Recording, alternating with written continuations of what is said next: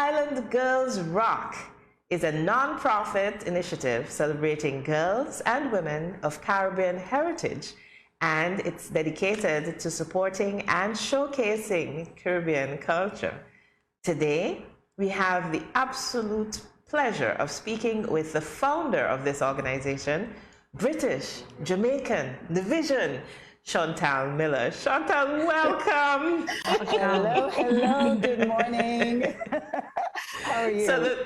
We're great, and you're doing well yourself. I am. Okay. As you said, pre-prompting, I'm happy. I'm happy to be home, so I'm good. Okay, great. It shows in your face.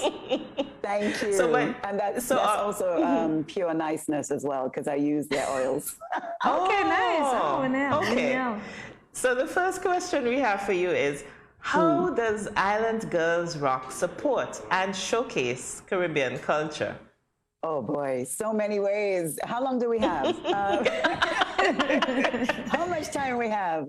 I think, and the thing is, we've pivoted so much, especially, of course, because of the last few years and what we've been going through globally. So right now, I would say that our support is rooted in wellness and being advocates for our community in terms of how they care for themselves.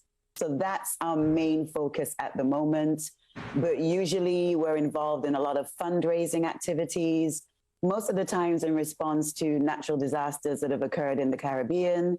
We support many charities in the Caribbean. Of course, our favorite, and even though I shouldn't say that, being Pink Lily Cancer Care, which, of course, I'm sure you're pretty much aware of, which does a lot of work surrounding supporting those with cancer and their actual support systems as well. So I think one of the last fundraisers we did was in London at the Shangri-La Hotel for Breast Cancer Awareness Month. And we did that to raise funds for Pink Lily as well as Guy's Hospital in London, their cancer unit there. So that's just a snippet of what we do. Yeah. Okay. So Chantal, tell us about the launch of your IGR gear, and is it still available? Oh my God. So because we are a nonprofit, and because a lot of what we do is championing others, supporting others, building an ecosystem of support and community throughout the Caribbean and the diaspora, we ourselves actually sometimes find that we need support too. So we thought a good way of doing that would be to have a line of what we call IGR gear, Island Girls Rock gear. And so that whenever someone buys a piece of our merchandise, they do so knowing not only, are they doing so in a sustainable way, because all the materials that we use are organic, they're sustainably sourced, we use small businesses, but that money goes right back into making sure that Island Girls Rock keeps running. So the maintenance of our website, producing our podcast, making our mentorship program available and accessible. These things take time and money. And so that's where the money for the gear goes into. So that is, but it's not the sole purpose. We like to shout out about who we are. And even the term Island Girls Rock, it's an affirmation. So you're affirming who you are, where you're from, who you're repping, and how you feel about your region and how you feel about island girls. And so it's funny, when we first started, some people question the term girl, like why girls and why not women? And for me, and I think for us collectively as a crew, because obviously, although I'm the founder, I'm not the only member of the team. It takes a village. And so we decided that we love the term girls because it brings a sense of joy and freedom. And you can be both a girl and a woman. I love the term girl. I love my girlish side, my playful side. And sometimes as a woman, we kind of tend to not lose it, but maybe put it to the side a bit, maybe park it, right? But it's about integrating both. So as well as being an intergenerational community, we also are girls and women. We like that. I love that. I love the rationale behind the name. Thank you. Thank you. You're welcome. We understand also that in addition to all of this, the wellness, the IGR gear, that Island Girls Rock also does certain film/cinema events. Tell us a bit about that one. We do. Island Girls Rock, as we have discussed, it really is about championing girls and women of the Caribbean and the diaspora.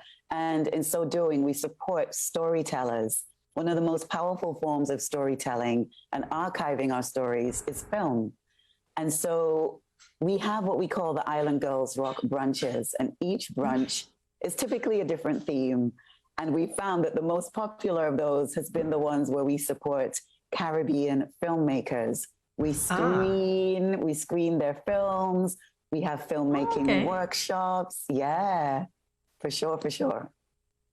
And what would happen at one of these workshops or the screening of the film?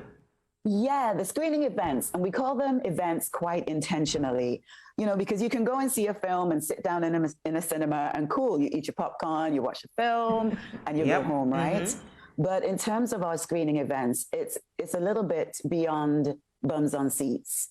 And so you may come and watch beautiful films made by girls and women from the Caribbean, but also we make it engaging and interactive by either having the director or the producer or members of the cast present and talking through the filmmaking process, their inspiration, what motivated them to even begin filmmaking or to decide I'm going to be an actor, And so that makes it interactive. So the audience is there, they're asking the questions, they're being immersed in not just the story of the film that they've come to watch, but the story of those who contributed it to being a finished product. I love that. I also like the term you just used. It's not just bums in seats. Bums in seats. Bums in seats. Well, you know what? That's okay, because sometimes you just want to go and watch a film. Sometimes you don't want to talk to anybody, It's your moment, it's your time, your self-care, your solitude. But there are other times when you do want to be surrounded with fellow, film lovers. Yeah. And interacting. Yeah. So Chantal, is there anything in particular that led you to found this organization? I don't know. I'm asked that question quite often. And I always, not that I struggle to say why, what was my why. But I think for me, I grew up between England and Nevis. And I come from a family that is deeply rooted in celebrating who we are and doing so in many creative forms. And I want to say it was very organic. So it wasn't like I woke up one day and had what Oprah refers to as an aha moment. Okay. It just kind of happened, one step at a time. And I think being in England, I was in England for the longest period of my life, which I've just returned from. And I felt the need to create a community that was unapologetic about island girls, about Caribbean girls, about Caribbean women, Caribbean culture. And being in London, which is almost the cultural epicenter of the UK, and sorry to my Birmingham and Liverpool and Derby and others, but hey, it's such a beautiful cultural mix, and being Black in London is equally a celebration as well as a challenge. And so it's almost as if the Black cultures become one little beautiful pot, a mixed pot, African, Caribbean, African American. And it is wonderful to celebrate us in that way, but we can also celebrate our individuality. And so for me, I wanted to have a hub, a portal, a community that was specifically for Caribbean girls and women. And our first response to a natural disaster, which really formulated our first official event, was us responding to Tropical Storm Erica, which devastated Dominica. And we decided, there was a group in London already doing lots of fundraising. And so we reached out to them and we're like, hey guys, we're thinking of having this brunch. Would you like us to dedicate it to Dominica and raising funds for Dominica. And of course, who would say no to people wanting to raise funds, to support your island going through a disaster? And so we did that, and it was a filmmaking, celebration of Caribbean film. And we had a wonderful spoken word artist from Dominica, Nikel Latouche. We screened films made by Dominican women. The brunch that was served, we did as much research as possible to make sure that Dominican food was included. And so I guess that would have been our first real official event. We didn't have a website, we didn't have anything. And actually, we produced some T-shirts so that people could identify the team and who was actually there to work. And people at the brunch were like, okay, so where are you selling these T-shirts? There you go. And we were like, so about that. And like, okay, so I guess we need to sell the T-shirts. And so that's where the gear was also started. And from that place, that's where things started to organically happen, really. Yeah. That is a beautiful story. Yeah, indeed. So now you have your story to tell people how you started. I guess, right? Yeah. So tell us something else. Tell us about your mentorship program. So a little bit. You know what? It's funny because when we got together, and when I refer to the crew, it's really some beloved friends of mine who believe in us the way that I believe in us. It's a shared love. And so we have Anika from Trinidad. We have Annaline from St. Lucia. Kerry from, oh gosh, you're going to kill me, Guyana and Trinidad. Michelle from Jamaica and Trinidad. Mix up again. And Lexi from, Guadeloupe.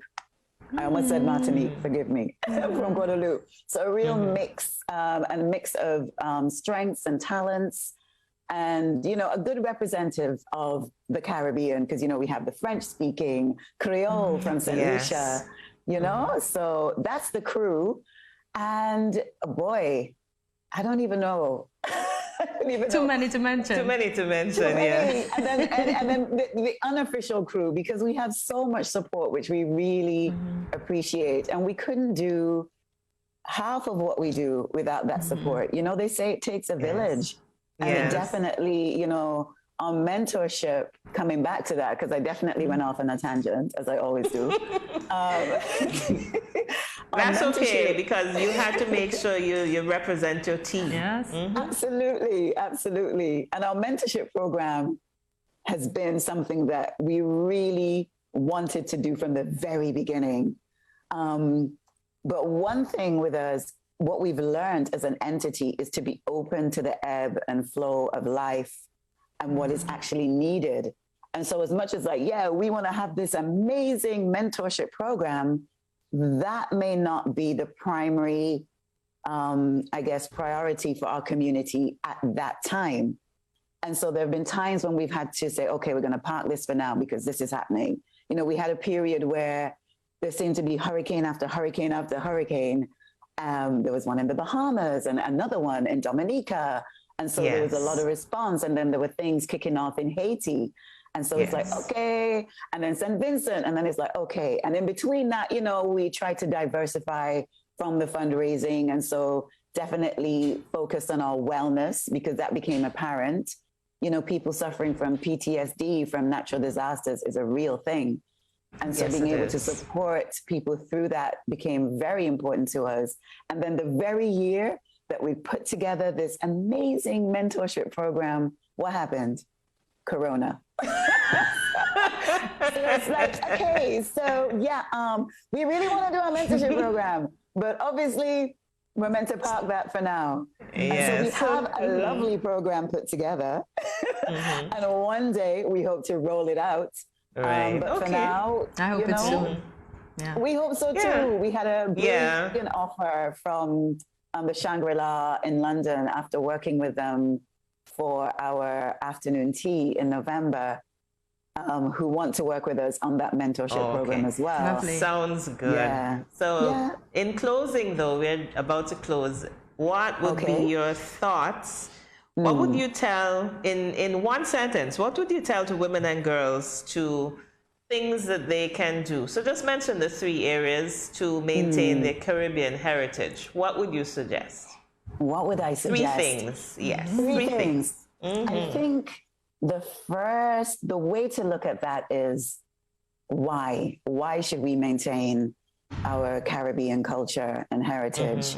And I think the why will then guide you to what you can do. So for me, the why is to have an understanding of who we are, you know, the way that the past has impacted us, the way that we have evolved, and how that impacts on our everyday and how we navigate our lives and how we navigate the world, and what we see for us, the Caribbean community, for our future.